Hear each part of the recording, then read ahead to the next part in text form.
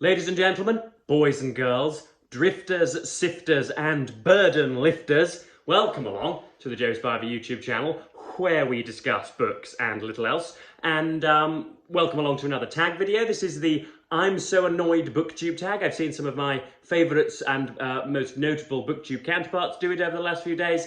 I haven't been tagged because, well, you know, they haven't tagged presumably Hugh Grant or, you know, Sally Rooney or, you know, Gandalf from Harry Potter, because they are so prominent that they think I wouldn't even deign to descend upon their channels. So of course they haven't tagged me because I'm far too big to fail at the moment. But nonetheless, I have listened, I have looked, and I'm doing the tag. Just before we get into it, I don't need much of an excuse to be curmudgeonly and cantankerous as well. You know, I am bitter with a bee in my bonnet once more this morning because, as well you know, I attended a Russell Group University in the north of England, folks. They had the pleasure to entertain my participation for 2 years before I hurried on out of there. And I still have friends there, as one might expect, not very many, but a few. And it has come to my knowledge via them that they have, there has been a society over the last few days which has come about, 4 or 5 or 6 members, not very many in their number, who haven't even chaired a meeting yet, who have only just, you know, sent all their forms off to the Students' Union Board, and they are already being subject, because their socio-political pronouncements would contravene the unanimity and sort of social prevailing vision of campus. They are being subject to the most fascistic stamping that you could possibly imagine. I'm not going to mention the actual subject in and of itself, because I think it's pretty much part of the course isn't ever so necessary to mention, but it's just another example, folks, of what I've said many, many times on this channel. The fascists no longer wear brown shirts and jackboots and epaulettes. They wear high heels, pink dresses, glossy lipstick if they're females, and if they're males, then they wear baggy clothes with baggy jumpers on, with writing on it, with curly hair, and absolutely no control over their beards, and they all walk around with meaningless tote bags on their shoulders. Those are the new people who don't even want to countenance debate along any lines, because anything which goes against their social worldview is automatically disregarded as morally repugnant, which is callous and infantile in equal measure. It's a bunch of Margot Robbie impersonators and cuckolded men who want to sleep with those Margot Robbie impersonators, who are doing their best to fascistically halt debate and, you know, want to just disband what we would hold dear in a liberal democracy, as it were. So that's that off my chest. I've been emailing some of my booktubers and some of my friends. I don't know whether to well, if any of you guys are still watching, I know a few of you do still watch who I went to university with. Fight it with every fibre of your being, folks. Do not be afraid to get up at the pulpit. I can do some speaking lessons with you if you want to be able to extemporise and get your point across. If you are watching, please don't give in.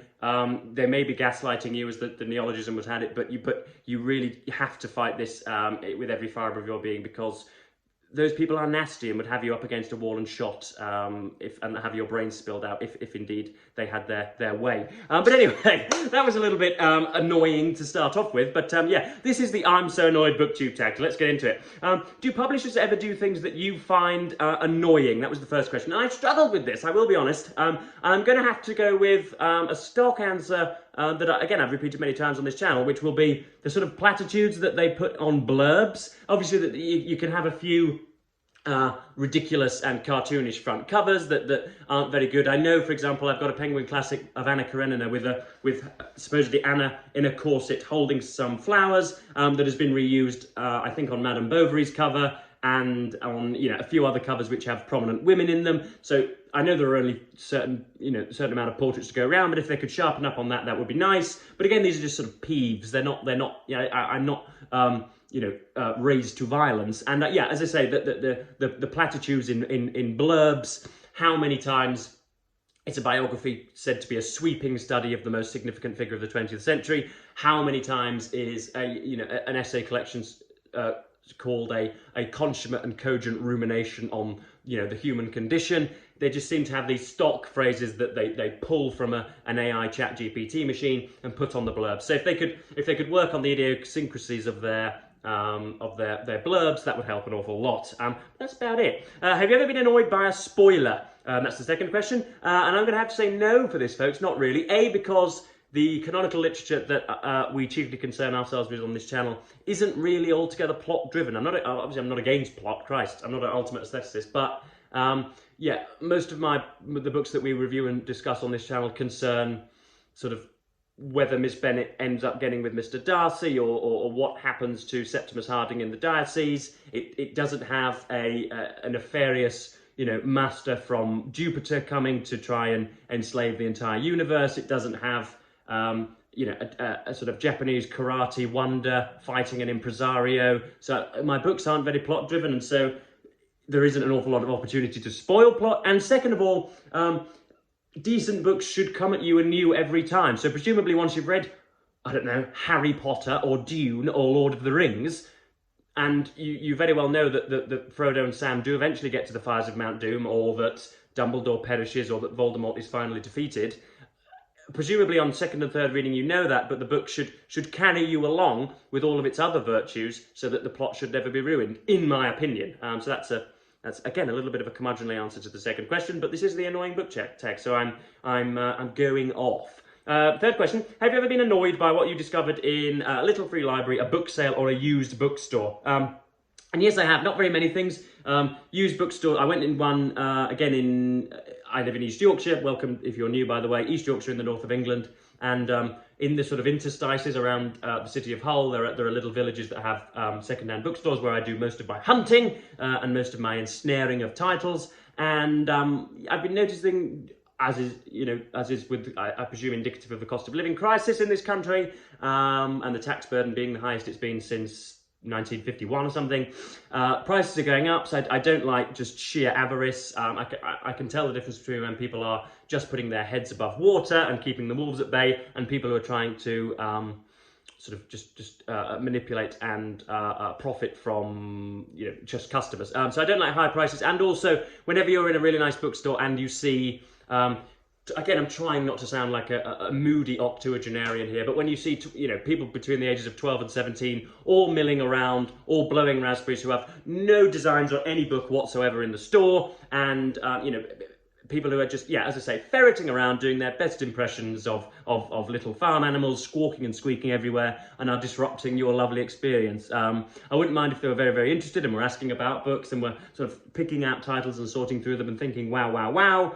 But most of the time they are just being deliberately disruptive. So that will be it. Next question. When it comes to short story collections, are you annoyed if there's a novella in the middle of the collection? No, not at all. In fact, if there is a novella in the middle, I'll probably read that one first. I don't see any reason to read them from left to right the way through, especially if it's not a chronological collection. I read, as I'm sure you're aware, the Metamorphoses from Franz Kafka last week, and there was also bits about the young country doctor in there. And I would, if I'd have been tasked with reading the whole thing, I'd have read the Metamorphoses and then gone through whatever else there is in there, letters and short stories and bits and bobs. So no, not at all.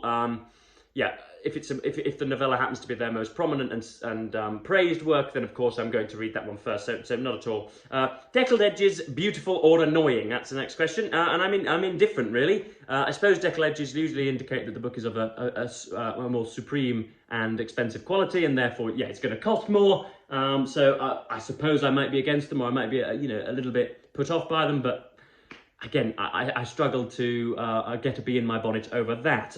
Other people's annotations in a used book. Annoying, or are you okay with it? Well, this very much depends on the extent of the annotations. I got a very cheap father got me the Grand Viceroy Spivey.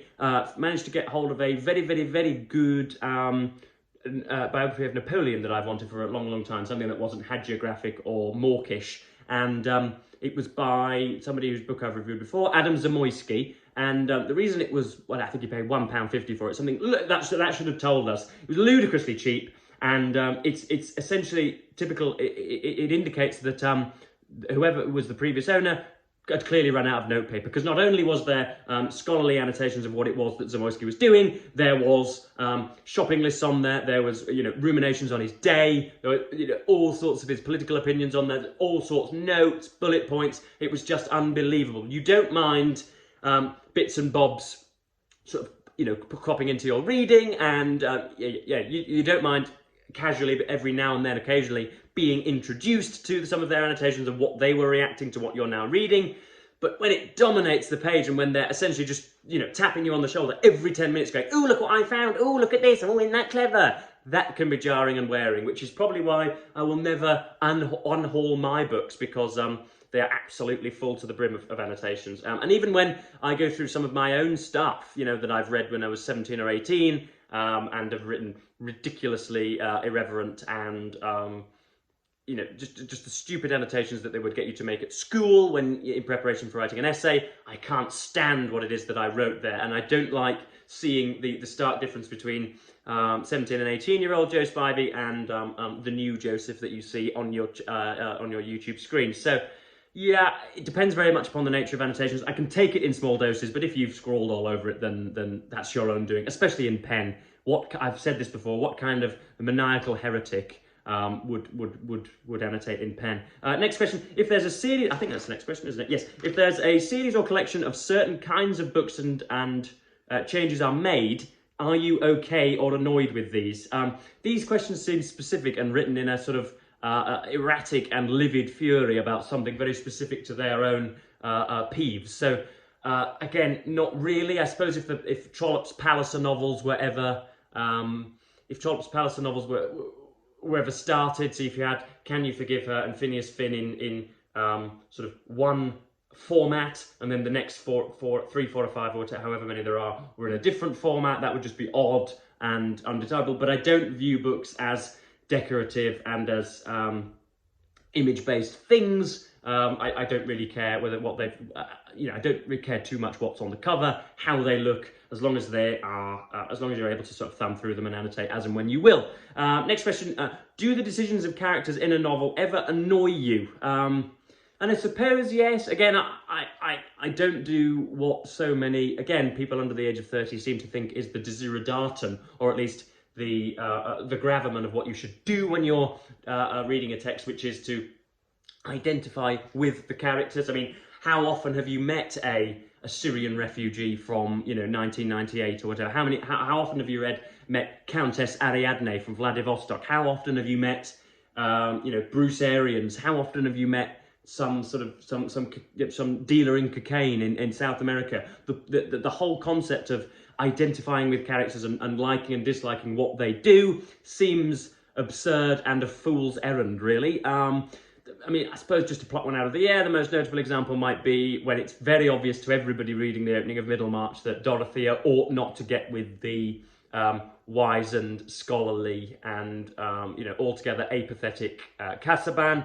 Beyond that, I can't really think of anything come to my mind. I suppose some of the novels of Martin Amis, some of the louts and the lager-swilling nerks that populate and people his books, you could say, well, you probably shouldn't sexually assault that woman for the 4th time today. You probably shouldn't smoke your 19th cigarette. You probably shouldn't go and gamble away your final £100, Keith Talent or Richard Tull or John Self. So I suppose I do it, shake my head every now and then, but if it's farcical and if it's done well, as it sometimes is with Amis, then it's funny, and so it doesn't annoy me in as such. I'm gleefully shaking my head, as it were, as I suppose the punters are at a Jimmy Carr concert or something. Penultimate question: are you ever annoyed by how someone organises their books? Yes, particularly sometimes. So I am doing a video that will be released at the weekend, where I, heaven forbid, I've downloaded the heinous app of TikTok, folks. And I'm spending about 20 or 30 minutes a day on it just purely for professional and business reasons. And yet still they're serving me up girls in gym leggings that have nice buttocks and therefore think that I want to look at their account more because I'm somehow imagining fornicating with them in a really sort of in a lovely Italian Florentine setting or whatever.